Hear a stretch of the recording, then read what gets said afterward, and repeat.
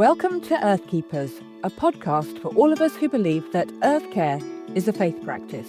Here you'll hear fresh perspectives and practical insights that help us to care for the planet and love our places.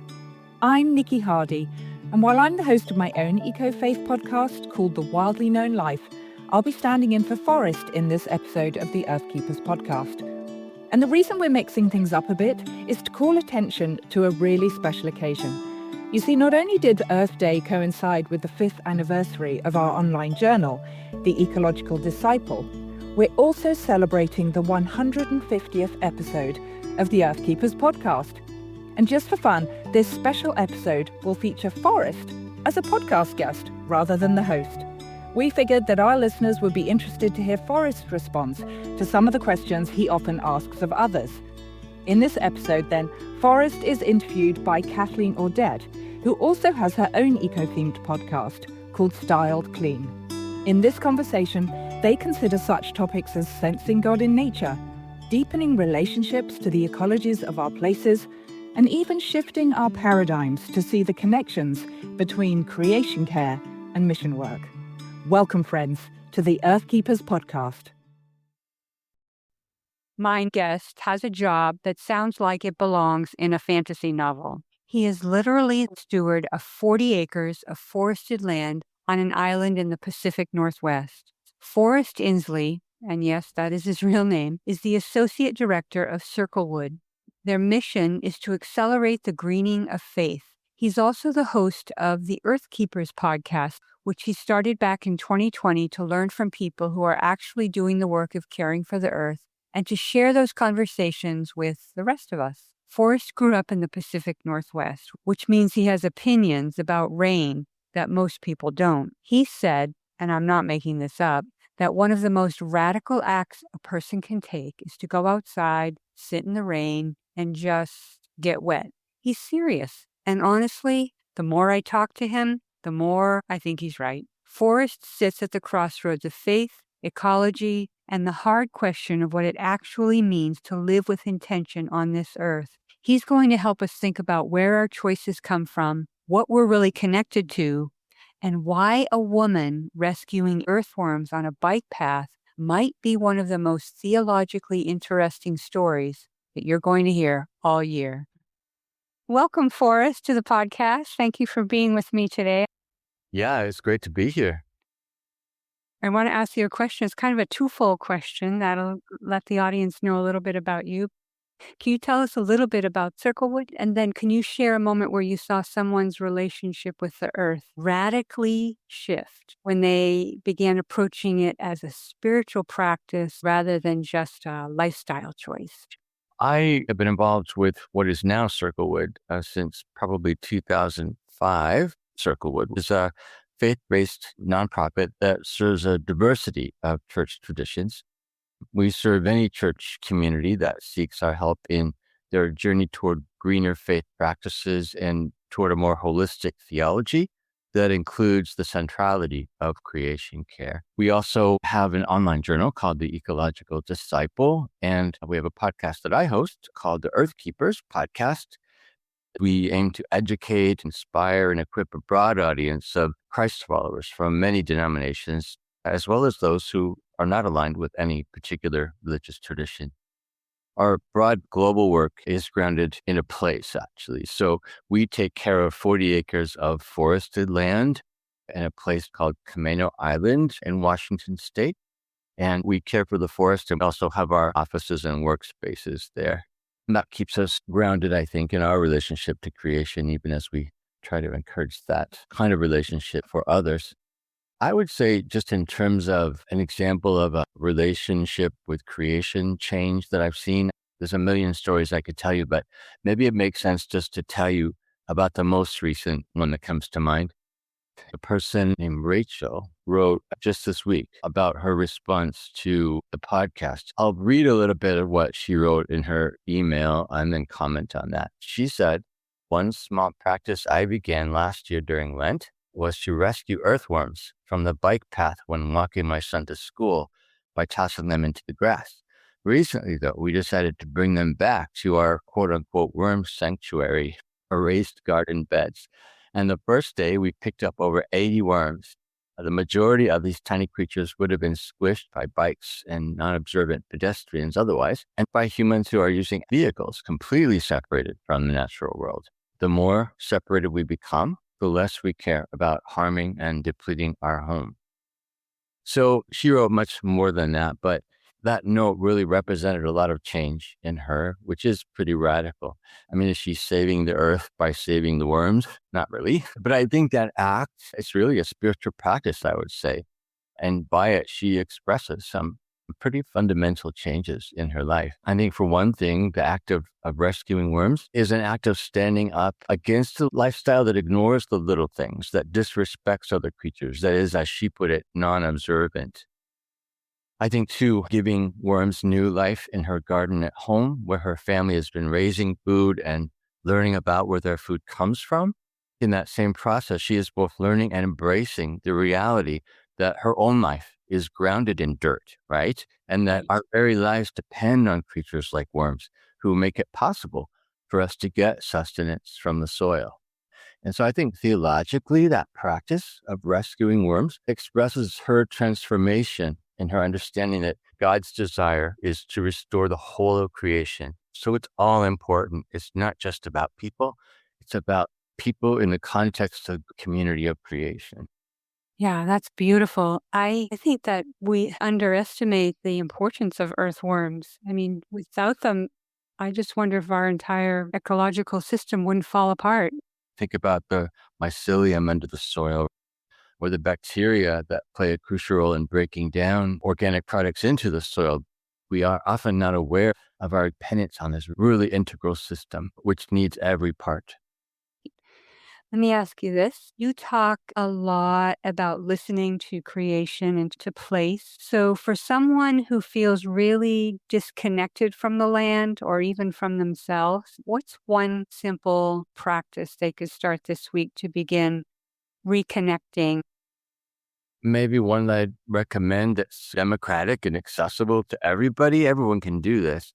And that would be pay attention to story. Pay attention in particular to the story of your place. Every place is embedded in stories. We can learn the stories. And the next step, of course, is to pay attention to our place in the story. So the idea is simple. The practice takes a little bit of effort, but it's very doable. I'll give an example. I moved to a log cabin in the woods on Camino Island about 6 months ago. So I'm learning my place. But a big part of that is seeking out the stories. For example, there's a family story to this cabin. Someone raised a family here. Their children's lives were shaped by this place and by the land around it. Before that, it was owned by a farming family of early settlers to the island. So there's that very human and relatively recent story. I think there's an economic story as well. I do live in the woods, which is very nice, but they're not very healthy woods in the sense that this land has been logged, clear-cut at least twice. And the last time it wasn't cared for in terms of replanting. And so when that happens, when you clear cut, it's not a natural process. And so the ways the trees become reestablished is often out of balance.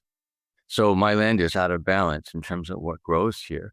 There's an ecological story. I look out and I see that some of the western red cedars, which are native to this place, and also some of the big leaf maples, are dead or dying.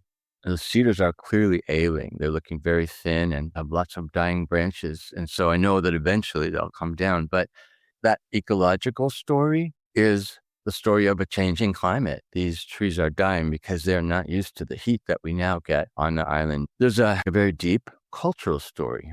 This island was a place for many tribes to gather for seasonal harvests in the summer, especially to get berries and shellfish.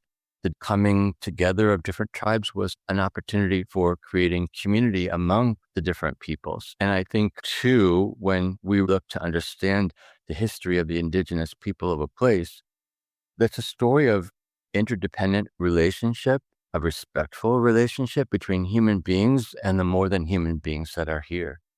So there are plenty of opportunities for me to get to know some of the native stories about those relationships, the mythologies that shaped their life and helped them to take care of each other. It was a much more integrated and co-equal sense of community in a native culture. It's also about just listening to the place, spending time, just listening to creation, being aware of what's around you. There's a way that I think story seeps into your soul. Creation will teach us the stories of place if we're willing to listen. So we can all listen to our places and all make intentional choices about how we're shaping that story of our place for the present and the future, and hopefully do that in positive, proactive ways. Yeah, that's beautiful. I love that. When someone begins to see themselves as part of this web of life, what actually changes in their day-to-day decisions, do you think? I think some people, when they hear that question, they run the risk of getting overwhelmed because there is so much one can do to live in response to a sense of being part of the web of life. The fact is, we just cannot do it all at once. So my answer would have two parts. I'd say on the one hand, there's a conceptual answer. The first step is figuring out the why of the changes that we want to make. Practical changes that we make really aren't sustainable unless we've got roots in our own worldview that will sustain the changes. We need to ask ourselves, why is it important to be living in a new way? Then we can begin to shift those deep internal structures in the system of core values that really should underlie all of our day-to-day decisions and actions. One way to do that inner work of establishing the worldview aspects of our decision, there's so much these days in terms of resources. We can listen to podcasts like this one, for example, or like my podcast, the Earthkeepers podcast. There are plenty of good books out there. Gosh, if you're wondering what to read, I try to make recommendations through interviewing authors on the podcast. And those are authors that I recommend, especially as starting points as we're trying to establish our own value system. There are lots of great blogs, of course, and Substack channels. I recommend, for example, Christine Sign's Substack called Walking in Wonder. She's very, very practical, down to earth, just in terms of her advice about how we can express our deeper values for creation care. But I would say all of that information we really need to take into the outdoors and to listen to creation. We learn it by doing it, and it just takes time. It takes patience. It takes the willingness to be quiet and listen to nature. God is all around us in nature. Circlewood were very influenced by the Celtic Christian tradition. And in the Celtic tradition, God is revealed through two books. There's the Bible, which is the small book of Revelation. And then there's nature, which is the big book of Revelation. So God is everywhere. Nature teaches us. The community of creation helps us to make sense of ourselves and helps us to understand ourselves as part of this bigger whole. And I think that's one of the ways that our internal values get shaped so that we can make practical decisions. We begin to experience ourselves as part of the web of life. The day-to-day decisions become clearer, I think, and they flow naturally out of that new internal or spiritual reality. And that's important because we, again, can't make every change all at once. There's so many ways that we should be living in more earth-honoring ways, but if we tried to make them all at once, we'd just be overwhelmed. Instead, the more organic approach is to let ourselves become rewilded in our hearts. As we do that, we'll recognize those specific opportunities for change that make sense for us right now, where we are in terms of what we can do, what our resources are. We also, at the same time, become better at setting aside opportunities that maybe we can pursue at a future time. It's choosing between what we can and can't do in a given moment, but that choice is all informed by what we are on the inside, by a rewilded heart. I love that, a rewilded heart. That's beautiful. Yeah, and it really is about our value system and a mindset shift. When people start exploring creation care as a spiritual practice, what resistance tends to come up, do you think, either internally or culturally? And how have you seen people move through that? I think there's a nuance to your internal versus external question because it's really both. We all need the courage to live as we're made to live, but culture and religion and social pressures have conditioned us to be anthropocentric, to see the world in terms of human need. Our culture conditions us that way. But as a result, that resistance lives in us. So really, it's a process of identifying those cultural forces that have made their home in our hearts to understand how those pervasive and destructive views have become internalized, and then to go through the process of unpacking that and doing it and replacing it with more holistic and earth-honoring ways of seeing the world. So it takes courage both to live in resistance to the external pressures that make us want to consume and consume and consume to meet a certain standard of life that we think is required for our comfort and survival, and it's certainly not. But that same courage, I think, is involved in facing those pressures, those resistances that live inside of us. It's hard to change. It's hard to change really deep-seated values that have guided us for so long. But I think also, more practically speaking, I would say that in terms of facing resistance, community is key. We cannot do it alone. So on the one hand, you can think about the community of creation, building our sense of belonging to a place and to an ecology around us as we try to change the way that we live. But I think also a community of like-minded people is really important in terms of us being successful in living in resistance. There are a lot of different programs that I've run across. Planet with Purpose has a program called 10. It's a free curriculum that communities can use. It's made particularly for churches as they try to gather together people of like mind who want to change the way they live on the earth, but then gives them a way to do that together, both activities and things to study. Russia, USA has a program called Churches of Restoration, and they churches to gather people of like mind. There's the Wild Church movement. It was co-founded by a friend of mine, Victoria Lures. And that's a number of churches that are trying to pay more than lip service to the idea that God is revealed in creation. They see creation as a book of Revelation and try to orient their church practices around that. But those are just examples of many communities that are out there. More practically, though, I think we just need to put ourselves out there. We need to make our interests and passions for this known, because when we do, and not until we do, we find that there are, in fact, others who also want the same things. And there are others. Even if we feel completely alone, we have to understand that we're not alone. You talked about clothing exchanges where people could get together, bring clothing that maybe they no longer were using or they had too much of, and then exchange with other people. I think that's a great way to form community. You're doing the work of keeping clothes out of landfills together. I think just with a little creativity, there are so many things like that that we could do together. Yeah. Thank you for sending it back my way. I was curious about this. Was there a specific moment or season in your life that first awakened this connection between, say, spirituality and the earth and creation care and realizing how big it was? Yes and no. I would say no, in the sense that all of my life, my spirituality has been grounded in nature. And I would suspect that's true for many people, that the roots of our belonging to creation were nurtured in our childhood. Mm-hmm. As we grow up, the world covers that over and puts pressures on us to live differently and think differently. But I think looking to find relationship with nature has a lot to do with rediscovering it. One way to do that is to think about the place that raised you. Most people can point to a place or two in their childhoods that shaped them in some way.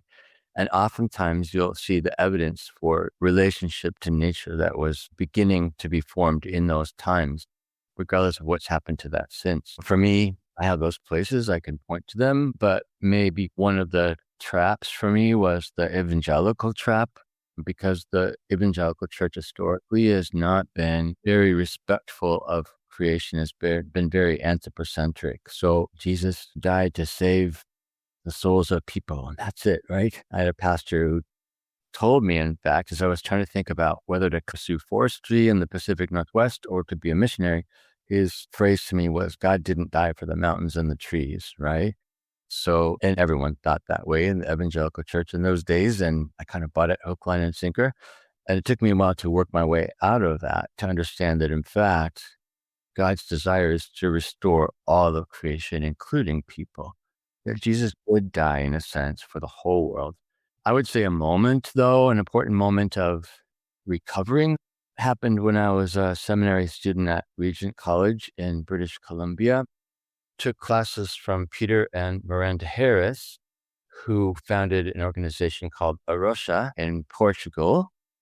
That organization has since become global. So there's many, many expressions of Arosha around the world. But their teaching really gave me permission to value my relationship to nature as central to my spirituality, not peripheral, not as an add-on.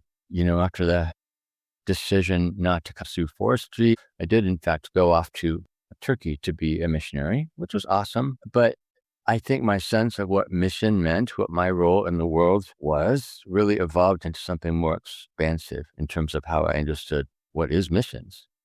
And if being a missionary is enacting the love of Jesus for the whole world, then the work I do now is missions work, you could say. Can you tell me a little bit more about what that change was like from just understanding what missions is? Missions, most basically defined, means sharing the good news with those who have not heard. So if the good news is the news of the gospel, then that news is all about the fact that the work of Jesus is to bring restoration and healing and mercy to all who need it. Well, I think historically, the church has understood that to mean just about people. It's people who need to hear the good news because that's all that matters. The rest will ultimately not matter in eternity. And so missionary work was very soul focused, very people focused. I would say, honestly, that as a related outcome of missions work historically, the whole field of community development in the world also carries that legacy. Community developers are people who, for example, help villages create a co-op to educate their kids, or they help urban families to get out of poverty. Community developers do this great work of helping people to live better. But I believe that the legacy, in part because of this missionary understanding, is that we only focus on the needs of people. Community development is about human community development, not the community of creation. And so oftentimes community development projects will be undertaken with no attention whatsoever to the environment. It's all about meeting people's needs. So if we're helping after a crisis in Haiti, it does not matter that after all the effort is done, there are mountains and mountains of plastic and styrofoam that held the supplies and emergency meals, et cetera, because that doesn't matter in relationship to the fact that, well, we saved lives and we met human need. I'm a community development professor historically, so I'm trying to shift that perspective a little and help people to think of community as the whole community of creation. You can work for environmental health that's much more holistic and organic, that includes meeting people's needs. By making the environment healthy, you also make people healthy. It's not disconnected. So if someone listening wants to start living more in alignment with creation, but feels overwhelmed, what are 2 or 3 shifts that you recommend that they begin with? Spend time outside, right? Yeah. And I think that means for some of us, overcoming our fear of dirt. It means overcoming our fear of inclement weather. One of the best and most radical acts one can take is to go sit in the rain and get wet. I love it. Experience the rain, love the rain, but just maybe learn to more viscerally experience the outdoors. Just being outside, I think, is going to help us all to become more attuned to the needs of the ecologies of our places and receptive to what creation is standing ready to give us. I've asked this question, you asked me it, of a lot of my podcast guests actually, and many have answered with a really simple, practical step. They say, plant a tomato. It's a great practical step if you have any outdoor space at all, by growing a tomato from seed that connects you with the reality of where our sustenance comes from. It puts us in tune with the cycles of life, but it also allows us to feel our way into relationship with a more than human being. Whether or not you actually plant a tomato, the principle behind that act is the same. We let our hearts be drawn into relationship with a more than human other. It could be a pet, could be a tree. I teach for the Seminary of the Wild Earth, and one of my students has developed over the last year a relationship with a spring of water in one of the parks near her house. By forming a relationship, we can allow that relationship to be a bridge then that helps us to take one more step toward overcoming the distance that separates us from the natural world.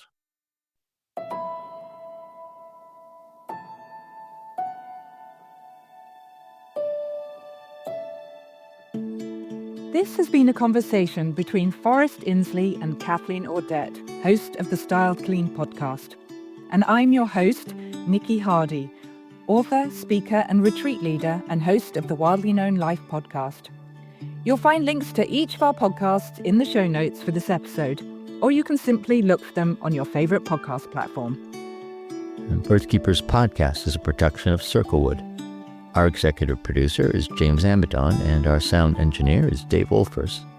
Jesselyn Gentry is our communications manager, and our music was created by Forrest Reed and Levgen Potovsky. I am Forrest Inslee, your podcast host, and I'm really grateful for the time you've spent listening to this episode. Help us expand our reach by following or subscribing to this podcast on your favorite listening platform, and be sure to go to earthkeepers.online to sign up for our podcast newsletter. If you know someone who would benefit from hearing this podcast conversation, it would be great if you could send them a link. In any case, I hope you'll join us again for our next episode of the Earthkeepers podcast.